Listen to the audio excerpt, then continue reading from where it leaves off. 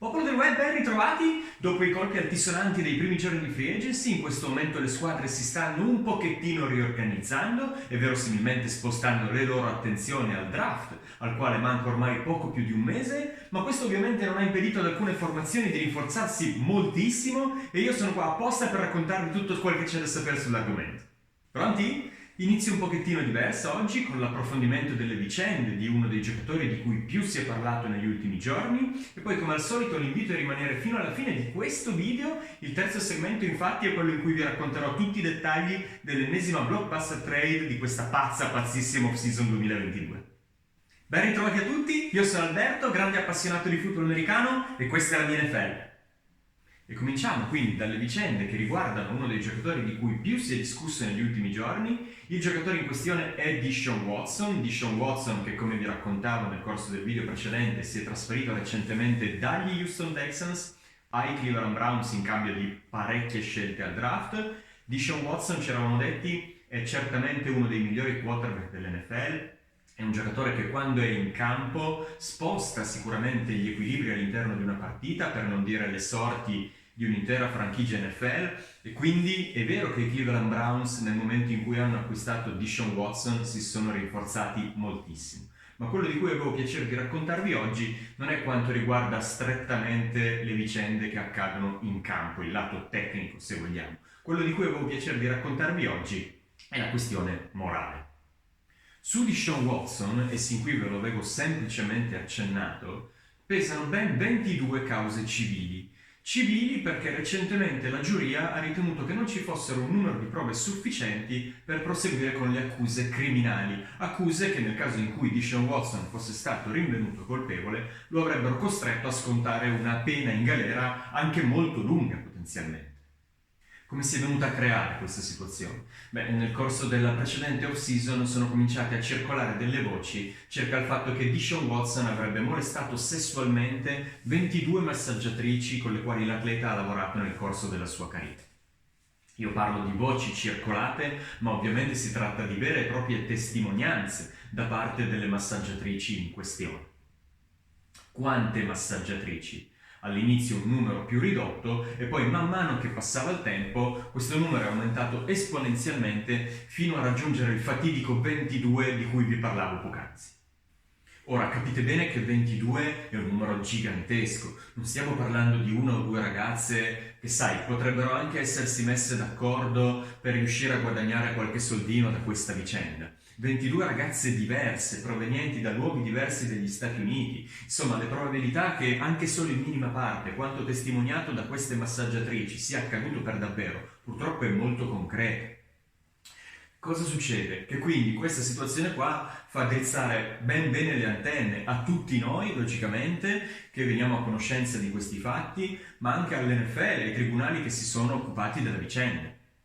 Il problema qual è? Che come ben sapete il massaggio, una seduta di massaggio, non è un qualcosa che viene registrato, è di per sé un qualcosa di privato tra l'atleta o comunque la persona che beneficia del massaggio e la massaggiatrice in questione. Quindi è logico che la giuria in questo momento ci dica che non ci sono un numero di prove sufficienti per proseguire con le accuse. E come potrebbe essere diversamente? E quindi che cosa ci resta? Ci restano queste 22 ragazze con cui empatizzare, 22 vittime di un qualcosa di gravissimo che non dovrebbe mai accadere, che non sarebbe mai dovuto accadere, e poi ci restano Deshaun Watson e i Cleveland Browns. Deshaun Watson, che laddove fosse stato rinvenuto colpevole avrebbe dovuto scontare un periodo in galera molto lungo, giustamente, e i Cleveland Browns che in realtà a distanza di pochissimo tempo dal verdetto della giuria si sono accordate con lo stesso Deshaun Watson per 230 milioni di dollari nei prossimi 5 anni.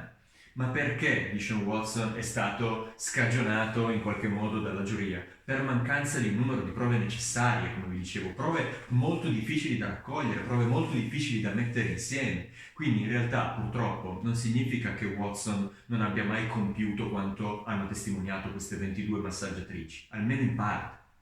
Avete capito dunque come la penso io sull'argomento? Quella di Cleveland, a mio modo di vedere, è stata una scelta davvero discutibile. E discutibile, tra l'altro, esattamente come lo sarebbe stata quella degli Atlanta Falcons o i Carolina Panthers o i New Orleans Saints, qualora queste squadre fossero riuscite ad aggiudicarsi i servizi di Deshaun Watson. Deshaun Watson, un giocatore dal comprovato talento, ma anche dalla molto dubbia moralità.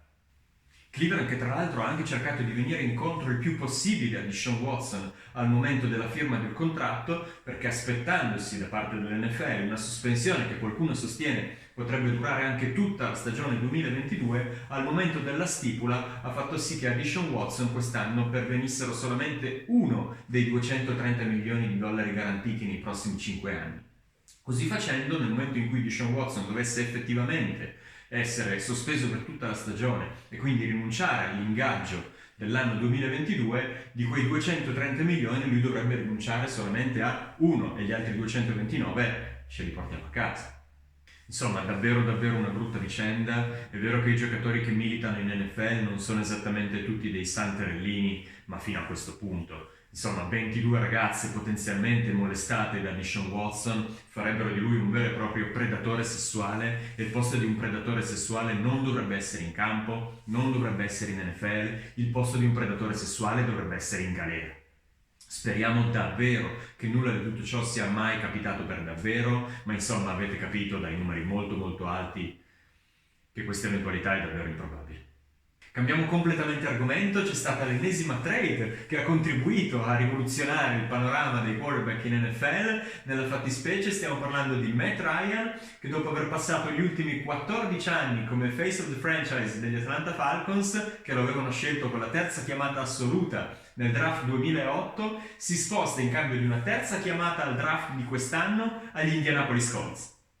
Cerchiamo di capire come sempre il razionale che si cela dietro questo tipo di scelta, partendo dagli Atlanta Falcons che, liberandosi di Matt Ryan non più un ragazzino, non più nel fiore degli anni, un giocatore che allo stato attuale potrebbe essere il classico tassello mancante per una squadra quale sono gli Indianapolis Colts, che vorrà provare a vincere nei prossimi anni, cosa che non sono invece gli Atlanta Falcons che avrebbero bisogno con ogni più probabilità di una ricostruzione su larga scala.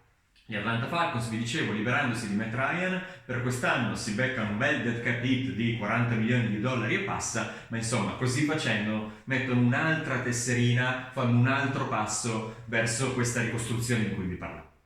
Viceversa gli Indianapolis Colts, che solo la passata stagione sono arrivati davvero a un passo dal qualificarsi ai playoffs e a detta di tanti sarebbero stati una vera e propria mina vagante nella AFC, una di quelle squadre che si dice nessun'altra avrebbe voluto incontrare, una difesa più che solida, un eccellente running game. Insomma, con Matt Ryan sicuramente un upgrade rispetto a Carson Wentz, trasferitosi agli Washington Commanders quest'estate.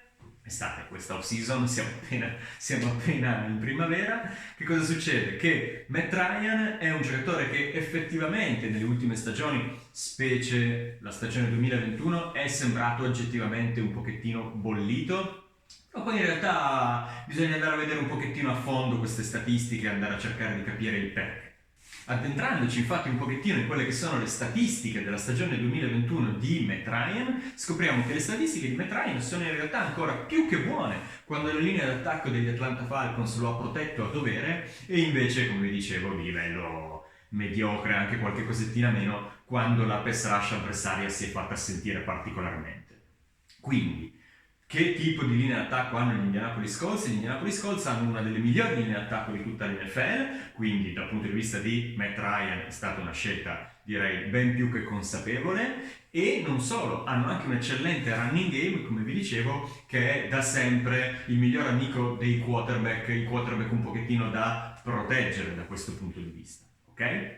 Un'altra cosa molto importante sono le statistiche che riguardano Matt Ryan al chiuso, quindi all'interno dei cosiddetti dome, gli stadi coperti dell'NFL, o il Matt Ryan all'aperto. Molto bene al chiuso, molto meno bene all'aperto. Indovinate un po' che tipo di stadio è il Lucas Oil Stadium, quello dove giocano le partite in casa gli Indianapolis Colts?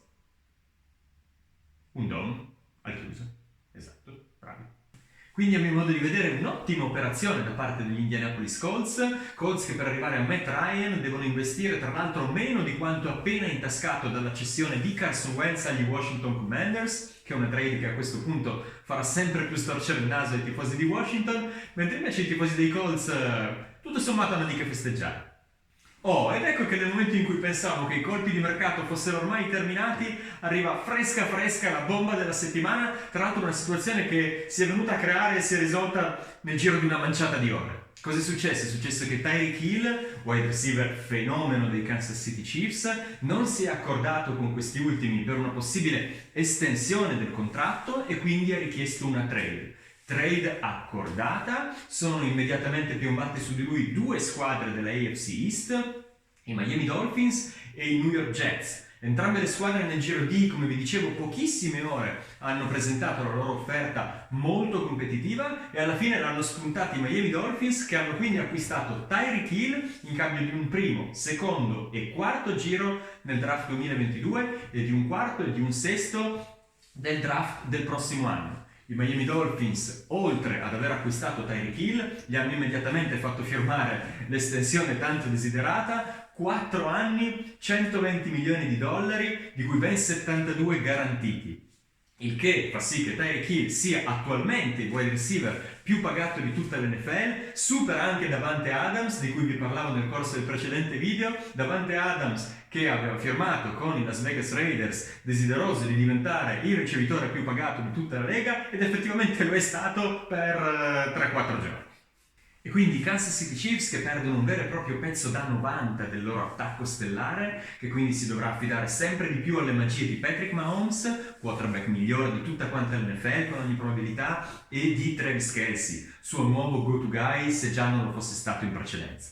Mentre i Miami Dolphins, che con l'acquisto di Tyreek Hill si rinforzano moltissimo. Mike McDaniel, il nuovo allenatore, viene dai San Francisco 49ers, quindi una squadra che ha sempre cercato di basare il proprio gioco più sul gioco di corse che non su un passing game stellare, ma che insomma con l'acquisto di Hill dai Kansas City Chiefs sicuramente ci aspettiamo potrà espandere ulteriormente il proprio schema d'attacco, un attacco che quindi sarà impostato sul gioco di corse di Chase Edmonds, di Raheem Mostert, perché quello a Mike McDaniel non glielo togli, ma anche un gioco di passaggi molto più diversificato, fatto di tante ricezioni, soprattutto di tante yards after the catch, di cui Jalen Waddle e il nuovo acquisto Tyreek Hill saranno i veri protagonisti. E anche per oggi è tutto, se il video vi è piaciuto iscrivetevi al canale, lasciate mi piace, non esitate a commentare qua sotto con un vostro parere su quella che è la situazione di Deshaun Watson e sul vostro commento alle tante trade che giorno dopo giorno continuano a sconvolgere i rapporti di forza tra le varie franchigie NFL.